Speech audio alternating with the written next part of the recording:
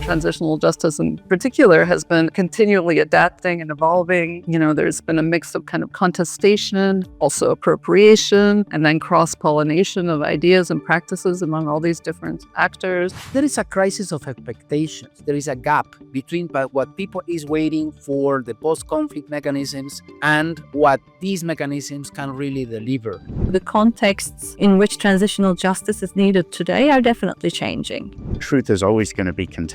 Justice is always going to be contested, and that's a good thing. Welcome to Dead Men Walking, the new podcast series produced by IFIT in collaboration with Justice Info. Are today's global institutions and norms for peace, democracy, and human rights, most of which were built in the last century, still alive? Or are they just dead men walking? This is the uncomfortable question at the heart of this podcast series, Dead Men Walking. At a time of deepening polarization, geopolitical fragmentation, and declining trust in institutions, this podcast aims to open space for honest reflection and serious thinking, not only about the problems facing the current world order, but also about the new ideas and innovations needed to shape what comes next. Hello, I'm Jasmina Brankovic, a longtime transitional justice practitioner working in African contexts and a part of IFIT's Inclusive Narratives Practice Group. I'm your host for today's episode, where we will look at transitional justice, a set of theories and practices developed to address legacies of gross human rights violations, which today is being openly contested by policymakers, practitioners, victims and survivors, and others. The questions before us are if transitional justice has been lost in the translation from international frameworks to local realities, and whether it's capable of responding to today's challenges and those still to come.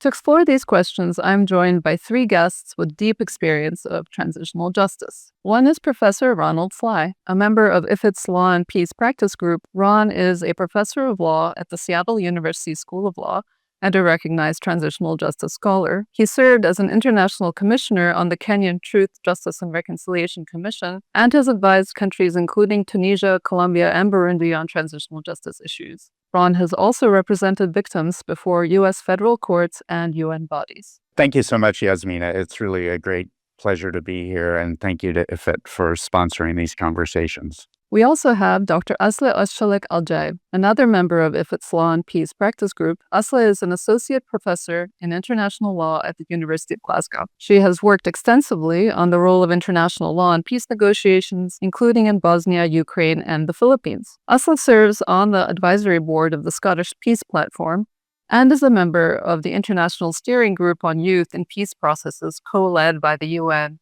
and civil society. Thank you so much, Jasmina. It's a pleasure to be part of this conversation. Thanks for having me. And we're joined by Javier Ciurlizza, a member of IFIT's Latin America Regional Advisory Council. Javier is the Board Foundation Director for the Andean Region. He served as Executive Secretary of the Peruvian Truth and Reconciliation Commission and later guided truth commissions and judiciary processes in Paraguay, Kenya, and Indonesia. Javier also served as Chief of Cabinet to the Peruvian Ministry of Justice. Thanks for having me, Jasmina. It's great to share this conversation, so important now. So welcome to all three of you. Thank you for joining me for this timely conversation. Looking at your combined experience, you've worked within transitional justice mechanisms, also with government ministries and independent human rights bodies, with multilateral actors, with international and local civil society, and also directly with victims and survivors in very diverse contexts. You've seen how transitional justice is done in practice on the ground, beyond theory and norms. So with this in mind, let me first ask, when we say that transitional justice is being openly contested, what exactly are we referring to? A set of ideals, a professional field, a toolkit, something else? I think the crisis, to the extent that it exists, can be broken up into different elements. I think one, which I think you alluded to, is the larger global crisis with respect to rule of law, international justice, accountability. We're sort of seeing a very strong push towards a might makes right sort of global environment. And I think that challenges transitional justice as well as a whole bunch of other international processes. I think secondly, I think what you see in the field is a growth from sort of emerging, consolidating, which has led to an institutionalization, I think, of transitional justice, which I think has had the problem of institutionalizing in a rigid sense what transitional justice is. And I think what you then see there is a tendency towards a one-size-fits-all, less, while there's lip service to sensitivity to local conditions, local opportunities. In practice, one doesn't see that as much, I think, as one would like. And then lastly, I would say, I think there's been some critical reflection and thinking about what the goals and values are. And I think, again, sort of drawing upon practice in the field, there tends to be an overselling of transitional justice. There tends to be this promise that if a society undertakes these mechanisms, these tools, if you will, that they will achieve truth, they will achieve justice, they will achieve reconciliation. And I think that's just misplaced. I think a more realistic set of goals and expectations is not achieving any of these things. And I'm not sure that any of them, quote, can be achieved in the sense that most or that many people think of them as endpoints, but rather furthering them. That truth is always going to be contested, and that's a good thing. Justice is always going to be contested, and that's a good thing. Reconciliation, peace, is always going to be contested, and that, in fact, is a good thing. I think when we talk about whether transitional justice is in crisis, it depends on what we understand transitional justice to be about. If we focus on the ideals, as Ron also mentioned, these ideals have always been contested within the field. They've always been interpreted differently. So what are the ideals broadly? We're talking about a society's attempt to come to terms with the legacy of mass injustices, large-scale injustices, but in a way that also enables political transition. So the ideals are twofold here. First, how to coming to terms with the past, this reckoning. And the second ideal is to enable political transition. Do this without hampering the transition. But as I said, these ideals have always been contested and interpreted differently within the field. What is in crisis is probably a specific contemporary understanding of transitional justice that's been developed since 1970s, but especially since 1990s. And as it is understood as part of the so-called liberal peace paradigm. Because the liberal peace paradigm itself is at crisis, then its understanding of transitional justice is also necessarily, naturally in crisis. And the professional field, this institutionalization that we've touched upon, that's been built around this understanding of transitional justice, that the so-called toolkit approach has emerged around this understanding of transitional justice. What do we have in the toolkit? Truth, justice, but we understand this as criminal justice, as prosecutions, reparations, and institutional reform, let's say. So there are 4 elements in this toolkit. And if you look at these individual tools, they're all also under strain themselves. How do we establish truth in this environment, in this post-truth environment? How do we achieve justice through prosecution when courts and judicial independence are under threat? How can we have reparations when financial resources and political will are limited, and etc.? But also, this crisis of transitional justice is not in isolation. Transitional justice operates within an international ecosystem, and that ecosystem itself is in crisis. As Ron also mentioned, this environment was marked by a belief, a trust in multilateralism, the centrality of the United Nations, judicialization of politics, and a fundamental belief in market-based liberal democracy. And all of these ideas themselves are being challenged, and these are not necessarily negative contestations. Some of this was much needed anyway. So we need to understand transitional justice's crisis within this broader crisis. So I think it depends, and I agree with my colleagues here on the angle you take, whether you feel there is a crisis or not. I'm of a skeptic talking about the crisis, because we are talking about a set of very ambiguous norms and values and institutions that, of course, if you measure the impact of a particular institution, like a truth commission, you can end up saying there is a crisis because there is no follow-up of the recommendations. But if you examine more closely the expectations of victims of atrocities, they are still there. And I would say they have evolved. They have become more complex, embedded into social values. For example, the engagement of indigenous peoples and Afro-descendant communities in truth-seeking mechanisms has progressed significantly. I would say that in some countries, For example, in Colombia, the concept of victims has become the center of public policies. And that's a victory of the transitional justice movement. But of course, there is a perception that something is wrong. And I think that it is connected with the explosive expansion of the field. If you look into the 1983 National Commission in Argentina and then move into the 2016 Clarification Commission of Colombia, there is an ocean of difference. In the first one, the target was very narrow. Try to find the disappeared, collect information, produced a list, and let's see what happened next. There was no justice, there were no reparations, nobody talked about institutional reform, and nobody, and I think this is the most important feature, connected inevitably the National Commission and the disappeared in Argentina with the quality of the democracy that was just starting. In the 2016 Clarification Commission of Colombia, if you look into the mandate, you find a very legalistic 300 pages with a constitutional reform and with dozens of provisions and mechanisms that try to rebuild the republic and attributed transitional justice the competence and powers to do what really is on the shoulders of a political system and the civil society. So there is a crisis of expectations. There is a gap between what people is waiting for the post-conflict mechanisms and what these mechanisms can really deliver. I find the crisis more there than in the concept of transitional justice. Very interesting. Thank you all. I guess I was thinking that, transitional justice, as you said, it has this combination of aims, coming to terms with the past, enabling transition, also state building, also contributing to this global liberal project. And those represent very diverse interests, very diverse actors interacting in the space of this kind of field. And I think that makes it particularly complex, but also generative and fruitful at times. I would argue that this kind of narrative of a crisis and even the collapse of the liberal peace, it tends to provoke a kind of unwarranted nostalgia, as if there was this kind of supposed stability in the past. But if you lived and worked in the global south, that sort of sense of stability really wasn't there in the same way as maybe people in Europe would have experienced it or in the United States.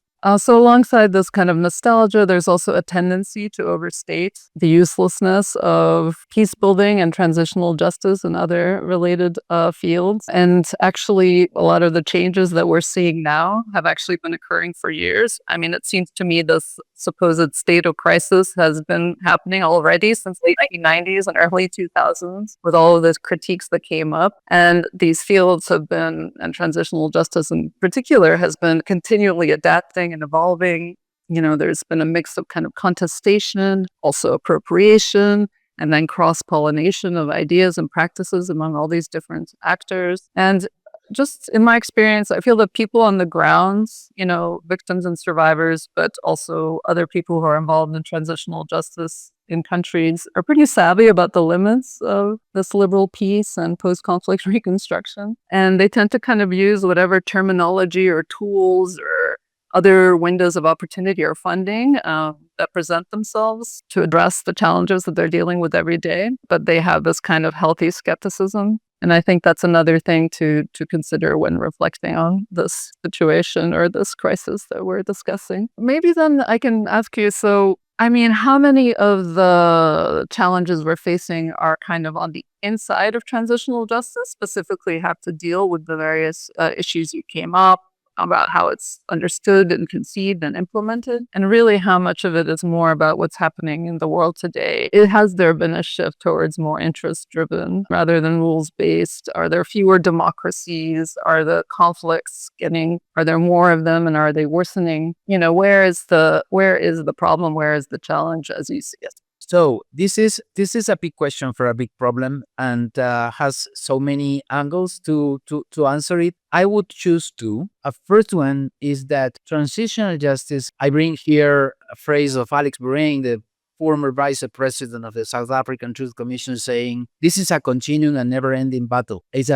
Contested transition is precisely the best word to define a long-term process in which the heritage of whatever transitional justice mechanisms that society chose will be contested. And there will be cycles, there will be moments of despair, there will be moments of revisionism and negationism, which are the two terms that have been used usually in the transitional justice field. So I bring, for example, the case of El Salvador, that in the 1980s, at the end of the 1980s, out of the peace process in Central America, built up a very strong truth commission that discovered the atrocities perpetrated mostly by the army during the internal war, and that for a decade brought to account a number of perpetrators and tried to repair victims and produce some important institutional reforms that were absolutely devastated by the new government in a contested transition and a battle of truth. The current government in El Salvador has been very successful in posing a narrative that the main problem for El Salvador is not the internal war that took place 20 years ago, but the organized crime and the matters that threaten the population on a daily basis. And he is successful in establishing a new category of victim and thinking on guarantees of non-repetition and to reform institutions accordingly. So transitional justice field, what I'm saying is not only the manifestation of the liberal order. There could be transitional justice at the other end of the ideological spectrum. The authoritarian playbook needs to review the history, needs to rewrite it, and needs to bring again the debate about what kind of transition is taking place in the country. So, of course, when we are talking about transition, I say we always refer to positive mechanisms and progressive mechanisms. But in my experience, in Latin America mostly, this is an open and never-ending battle. I just wanted to reflect also a little bit on the question itself, because you asked us what part of the problem is inside of transitional justice, but the inside of transitional justice itself is also quite messy. There isn't one understanding of transitional justice, and we've all alluded to different manifestations of this so far. So there is this more idealistic understanding of transitional justice, which has probably only existed in theory and maybe brought up by some actors in some processes. But has it ever been the dominant frame in practice? I'm not sure. And this idealistic version sees the transition moment as an enabler of justice, as the moment where justice is finally possible. And then there is the other, still principled, but more pragmatic, maybe more locally informed approach to transitional justice, which has arguably produced more outcomes in practice. If we look at Rwanda, if we look at South Africa, Colombia, these are more still idealistic, but more pragmatic versions, models of transitional justice. So maybe we do need a bit of internal reflection within the field in terms of what, empirical evidence we have for the objectives we've set for this field, and whether there is space now in today's transitions for this understanding of transitional justice that there is maybe empirical evidence for. And some of the problems are outside of transitional justice, but ultimately they're also connected to the problems inside of transitional justice. So the contexts in which transitional justice is needed today are definitely changing. The traditional model is quite state-centric. We were talking about intrastate armed conflicts, civil wars, or transitions from authoritarianism to liberal democracy within a state. Whereas everything's a bit more transnational today. None of it is entirely new, obviously. Historically, there have been elements of this all the time.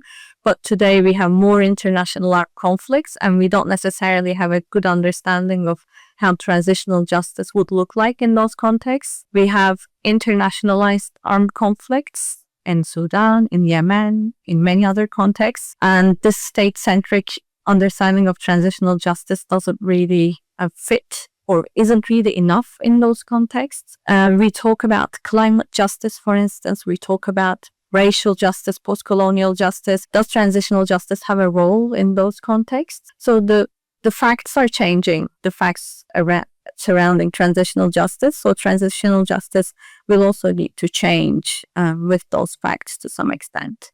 Could I maybe ask you a question? Because I know you've been working quite a bit at the intersection of peace processes and peace building and transitional justice. And I wonder if that's another angle at which to look at what you've been saying. Yeah, I think the context of peace mediation is a good illustration of how the messy inside of transitional justice manifests itself in these concrete contexts. Because when you work in a mediation process, as part of a mediation process, or when you look at negotiations, you see that justice also needs to be negotiated. And it is very much politically grounded. And maybe this takes us back to some of the limitations by design within this liberal peace-based transitional justice approach, which has seen justice through a more depoliticized angle as something that should be dealt with by advisors and lawyers, not something that needs to be negotiated or situated within the broader context of a political transition.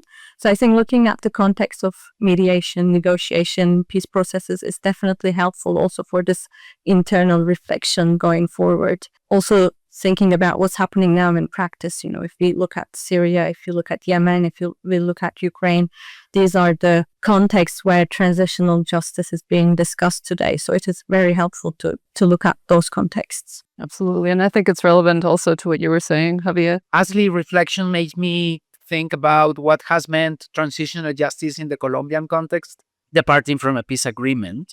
And I totally agree that transitional justice structures are defined by political arrangements. Therefore, they are highly imperfect. And they tend to be more unbalanced when the time goes. I mean, after many years of the political event that create this transition, country changes. So what we have now in Colombia, signed between one guerrilla group and the government, and 10 years after, we have 7 illegal armed groups producing violence, and the only guerrilla group that signed the agreement is politically relevant because it had only 0.1% in the elections. So that is putting a lot of pressure on the effectiveness of the peace agreement and also, therefore, in the legitimacy of the transitional justice structure, which brings other conversation, which is for how long transitional justice should last. Maybe that leads me to wanting to make another point. And this is based upon particularly my experience in Kenya, but also in other societies undertaking these sort of processes, where I do think there is an overemphasis on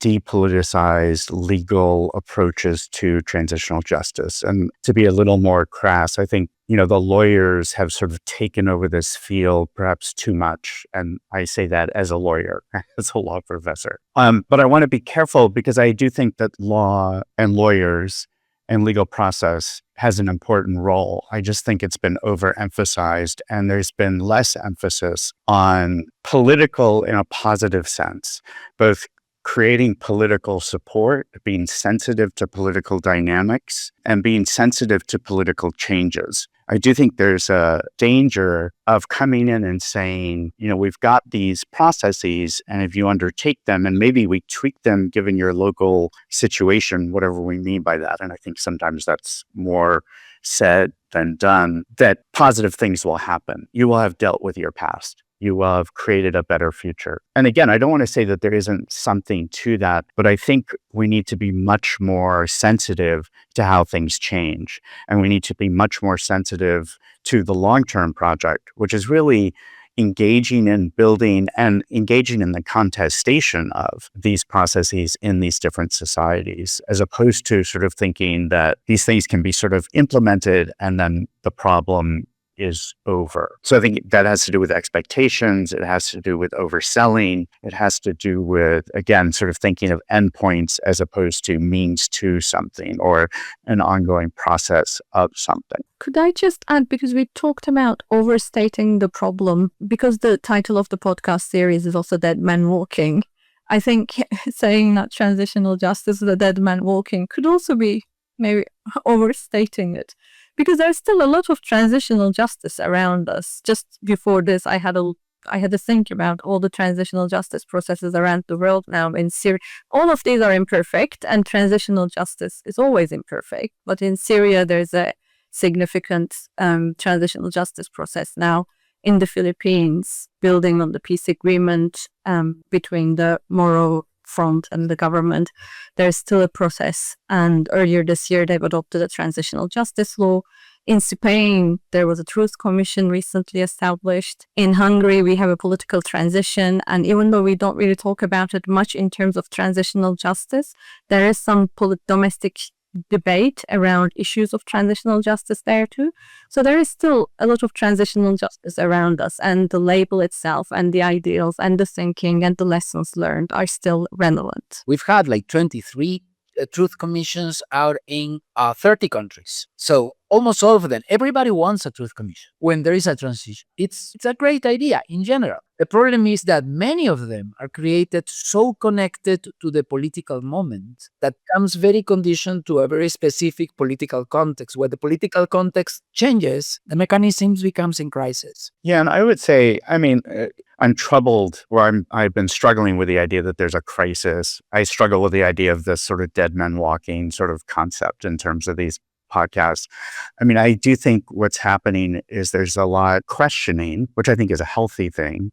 And if I think about, bringing South Africa into this picture, which, supposedly had this great transitional justice process, which I think was overstated. People were more optimistic, particularly on the outside about it, than people on the inside, than what was warranted. But what you see going on in South Africa right now is a move towards more accountability. It's taken a long time. It's been a very long struggle for a number of victims and victims groups, and lawyers and activists have been pushing for a long time. And I think that's a very interesting thing, because it's actually, I think, it leads us to reflect upon what was done before, but also what's happening now and how these processes can be very long in coming. I think the other thing, Jasmina, what I wanted to say before, I thought I was very struck by a comment you made earlier about the distinction between the global north and the global south. And this isn't going to track directly with it, but I wonder if this sense of crisis is actually more in the global north,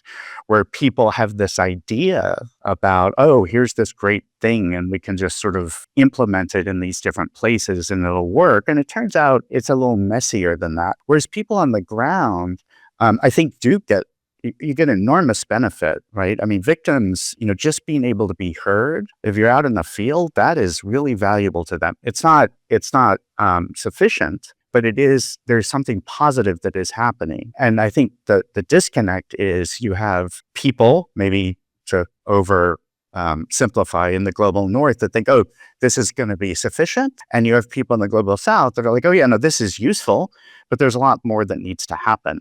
And it isn't so much of a crisis. It's that, oh, this is a useful thing and we need to build upon it. Whereas from the outside, it's like, oh, we did this. What's the problem? Well, as I said, there's a narrative around it being a crisis and that it's in collapse, or that there's a death of something. I think that is dangerous, and I think it can contribute to this tendency to dismiss it entirely. But there's so much still happening and that we need to learn from and build on and so forth. I mean, among various actors, as Javier said, it's very politicized. There are various types of actors, both on the left and on the right, who use these mechanisms and ideas in pursuit of their own interests. So I think it's very complicated. But there's something else I wanted to maybe bring into the discussion, which are regional attempts at transitional justice, or let's say regional articulations of transitional justice. And so, for example, we see the African Union Transitional Justice Policy, which was adopted in 2019 after a very long process of developing the policy and having various consultations with civil society actors, victims and survivors, multilateral institutions. But really, it was very much a local civil society-led effort, which the Center for the Study of Violence and Reconciliation in South Africa was a big part of, as a sort of technical advisor and providing technical support. But anyway, when it has its limitations, problems with funding, etc., but it is an African articulation of transitional justice. It's framed as African transitional justice, and it includes innovative aspects such as dealing with socioeconomic issues and historical injustices, providing for redistributive justice, dealing with cross-cutting issues around gender and youth and displaced persons, etc. So what do you think? Is that an interesting thing? I know a lot has been happening also in Latin America, and I don't know what your perspective is on that. Briefly, I think it's a really good development. So I think the so-called global crisis, however we want to articulate it, which does have obviously some negative things and things that are being lost, but it's also opening up space, which is an opportunity. And I think that's a really potentially a very positive thing. Secondly, as you were posing the question, Yasmina, it made me think about the development of the human rights systems. And again, to oversimplify the story a little bit, you had this push initially for a globalized sense of international human rights. And at the global level, and including at the UN level, a resistance to regionalization, because the concern was that these are absolute universal values. And then that shifted, right? Because there was the realization that while you maybe had these conceptions of these universal values, they weren't reflected very well and they weren't accepted in that way in these different regional areas. And what you needed was regional development, regional engagement, regional contestation, and a trickling up as opposed to a trickling down. And maybe that's what's happening with transitional justice, where you had this sort of globalized model of transitional justice that became more and more divorced from what was really happening on the ground. And what you're seeing sort of in response are these localized and regionalized approaches that really create this global discussion, engagement about what these concepts are and what are the conceptions of those concepts. I mean, I do think, getting back to something, as I said earlier, I do think, transitional justice, if one talks about it as a very specific set of tools, is definitely being contested. But the underlying values that it's really grappling with and that it's trying to find some sort of balance and nuance with in terms of justice, truth, accountability, so not just justice, more formally or judicially or legally conceived of, reconciliation, all of those have been around, for all of human history. And that's what is really at the base. And then the question is, how creative can we be in thinking about both what those are and how they interact with each other? I mean, when you mentioned regional approaches to transitional justice, and then you talked about the African Union's approach, but it made me think about the European Union's approach. And I think it's quite helpful to contrast these approaches and see where the crisis is and why we have this narrative of crisis also. When you look at the EU's transitional justice policy, in the first paragraph, I'm looking at it now, there is a declaration of support to the International Criminal Court, which is fine and nice, but it is in the first paragraph of the EU's transitional justice policy. There is an opposition to amnesties of any kind, etc. And it is this narrative, this understanding of transitional justice that hasn't really had much traction in practice anyway, but it is this understanding that's probably in crisis, or that's where the crisis is felt. It is interesting to see how the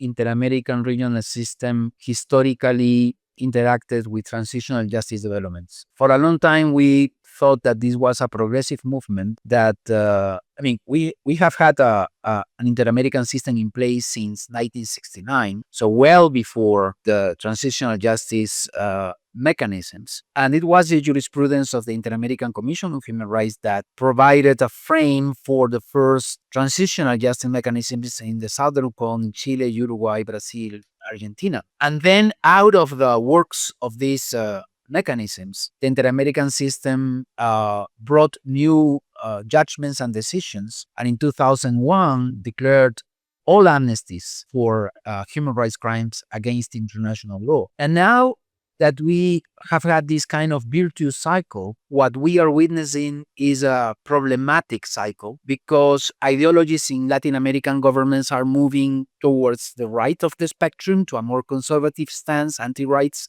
anti-gender movement all over. I mean, we have elections this year in Brazil, Colombia, and Peru. If the candidate to the right wins, we will have an homogeneous conservative region for the first time in 50 years. And so that will mean something, because we are witnessing a permanent assault on the Inter-American system in human rights, a lack of funding, political accusations, harassment, and it's taking a toll into the achievements that the Inter-American system helps the transitional justice system to achieve, particularly the discussion on amnesties that are being brought back by several governments. So the judgment of the court is there, and at least there is a discussion. which is positive. There is there is an invocation of the jurisprudence as a barrier for these kinds of decisions. But it has been reopened, the conversation, on the need to overcome the past, the need to forget,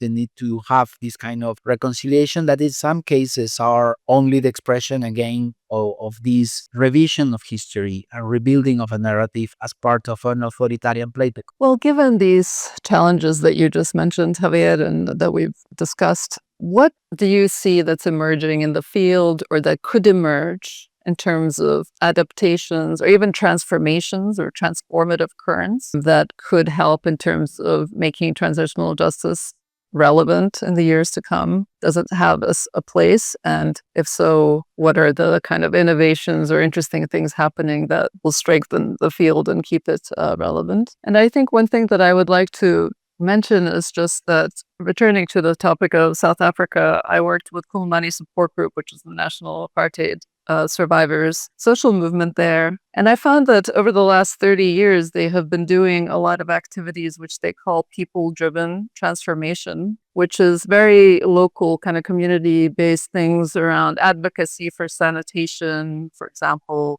citizen journalism, intergenerational workshops, arts-based kind of engagements, especially, again, intergenerational. And all of it is about dealing with the past, but also looking at the continua between past and present harms and seeing how, we need to deal with the present, but also by dealing with the past. But all of that was not really documented because people tend to focus on what Khulumani has been doing in relation to the Truth and Reconciliation Commission recommendations, and very much in this kind of identity of victimhood and dealing with reparations, accountability, etc. So I believe that there are all kinds of things happening on the ground that we may not even aware of or even able to see because we don't see it as transitional justice. I think what is needed in the field is more humility. And I think humility can come in or manifest in different